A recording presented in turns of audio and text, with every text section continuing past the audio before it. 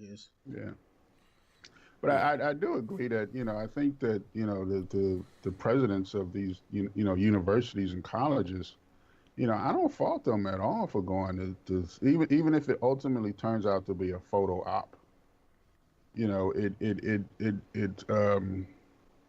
to me it again raised the issue of HBCUs at the very least in our own community, because again, we're still struggling, like we were talking about in our last episode. We're still struggling with this understanding of community and identity and who we are and where we are as a people, especially in 2017 and under the Trump administration and the current climate in this country. I think that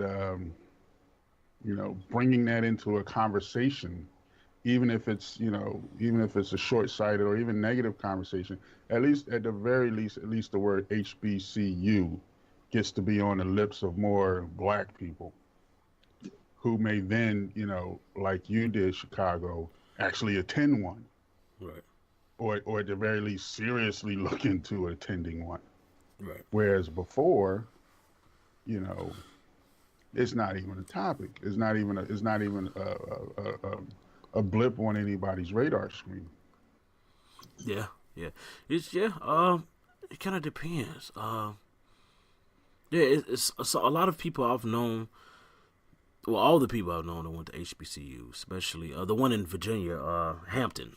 A person I know that went to Hampton, like her father will only pay for her school if she went to a HBCU. You know, him himself, he went to a white university. That's where he graduated from, but he only pay for her school if she went to HBCU. And so he said, pick one. Hampton Oh wow. is a small school. It's a private school. It's Uh-huh. arm and a leg, but it's one of the better HBCUs. I know another individual who went to Hampton too. We graduated around the same time. So yeah, Hampton is a nice school. It's very small. It's very Right. small. You're talking about. I went to one of the bigger HBCUs. You're talking about on campus, 3,000 to 4,000 people. If you count the all Mm-hmm. off campus students, you're talking about seven. At the time, I went 8,000 people. Hampton, Mm-hmm. period, on campus, off campus, you're talking about like 1,100 people. So you know what I'm saying. So Wow.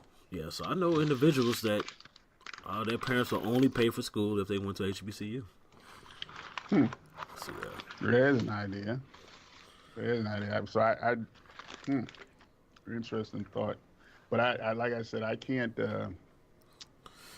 I can't fault anybody for for picking one. I can't fault anybody for discussing it. I do think that some of the anti-Trump sentiment is leaking into certain conversations that may not be need to be in there. That's just my opinion about you know.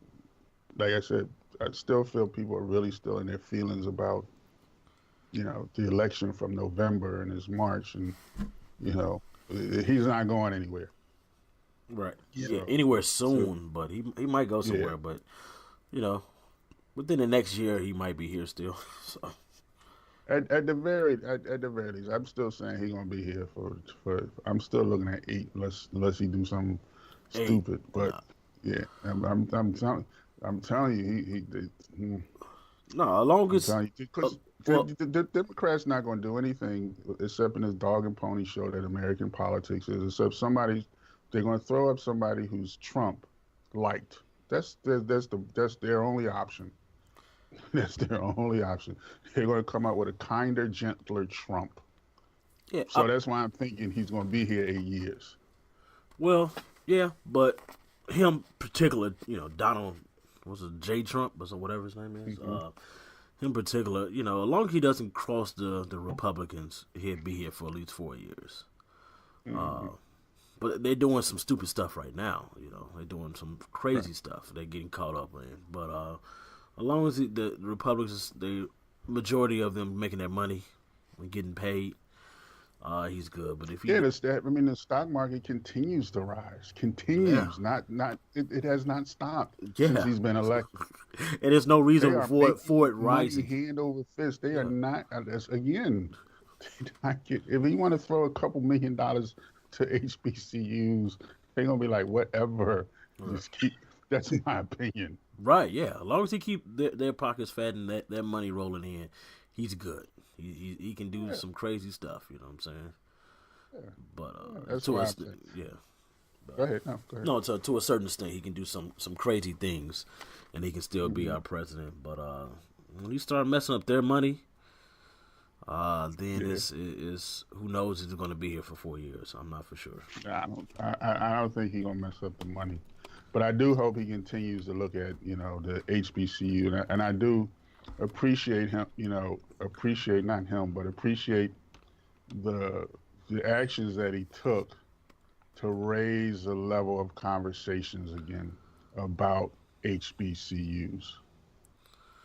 I appreciate that more than anything. Even if they all got together and they got a photo and it went on the front page of newspapers around the country and talking about HBCUs, then Right. that kind of penetration, that kind of mental mind share.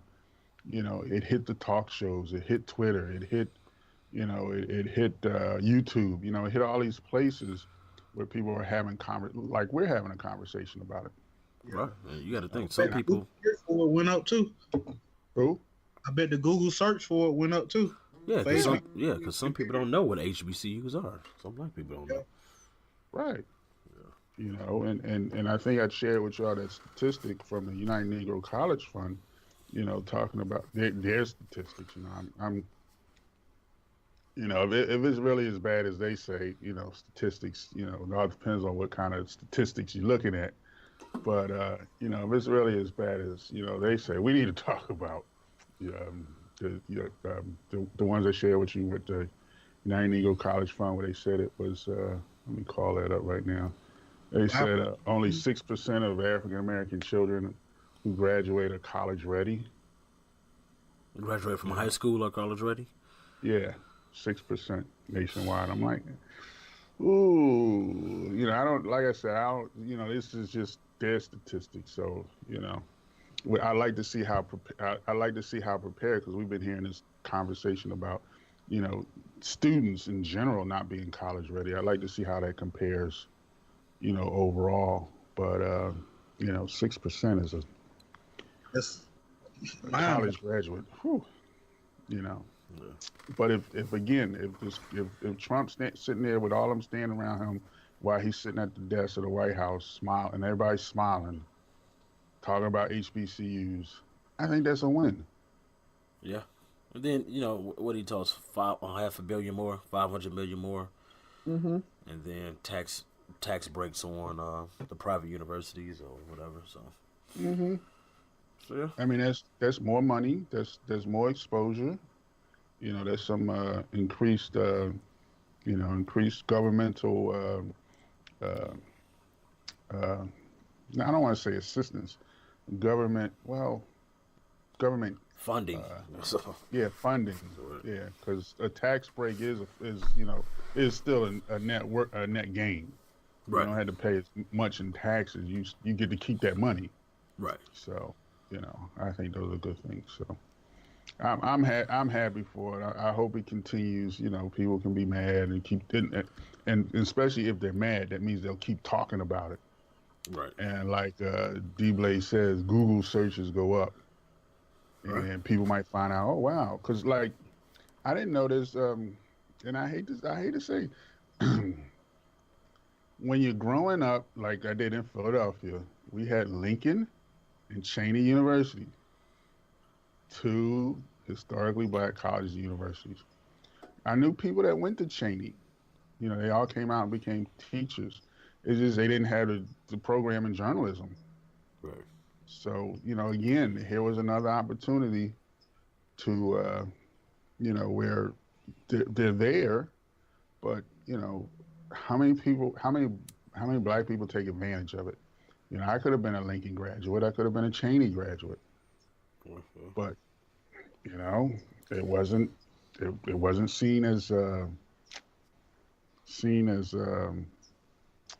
desirable as having a degree from this place, and without having people around me who actually went or somebody who said, "Hey, I'll pay for you if you go here." You know, Yeah, that that, makes that a difference. that's power. That makes a difference, D-Blaze. If your parents came to you and said, "Hey, look, you don't have to take out these loans. You don't have to fill out all this paperwork. We pay for you, but you got to go to Cheney or you got to go to Lincoln." Right. I probably would have made that work. Yeah, Yeah. Yeah. Yeah. came out debt free, already Yep, in the green. Yeah. I'd have made that work. Yeah. Yeah. I But know a couple individuals and their parents, and actually they both went to Hampton too. Yeah, and I know my parents just and Hampton is trust me, it's that bread to go to Hampton is long money. It's very very long money to go to Hampton. So wow. yeah, Mm, so their parents yeah. paid it. Yeah. Mm, yeah. Well, I think it's good. I think we'll continue to monitor this situation, see what else comes out of this whole initiative, and see if bringing it into bringing it out of the Department of Ed and, closer to Trump's desk. Because from my understanding, the whole point of it was moved out of the Department of Ed to a senior advisor who reports directly to the president. I think that in and of itself was enough to make that trip because it's now out of a department is to somebody who reports directly to the president.